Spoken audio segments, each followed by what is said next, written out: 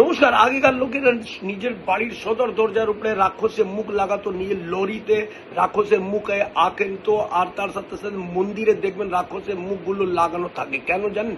শিব ঠাকুর তাকে নিজেই তৈরি করেছিল, তার নাম হলো কীর্তি মুখ।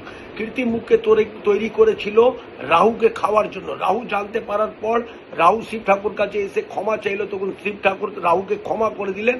তখন কীর্তি মুখ বলল, আমাকে খিদে লাগছে, আমি কি খাবো? শিব ঠাকুর তাকে বললো, তুই নিজের শরীরকে খেয়ে নে। সে নিজের পুরো শরীরকে খেয়ে নিয়েছে, শুধু মুখ বাদে। তখন বলছে, আমার আবার খিদে লেগেছে, আমি কি খাবো? তখন শিব ঠাকুর বললো, যা তুই পৃথিবী লোকে গিয়ে লোকের লোভ, ক্রোধ, পাপ আর বাসনাকে খেতে শুরু কর।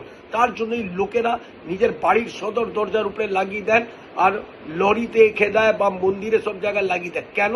তার বাড়িতে কোনো রকমই নেগেটিভিটি না আসে। প্লাস শিব ঠাকুর থেকে বরদান পেয়েছিলেন যে যেখানে তুমি বসবে সেখানকার লোকের নেগেটিভিটিকে দূর করবে। আজই আপনার বাড়িতে লাগান।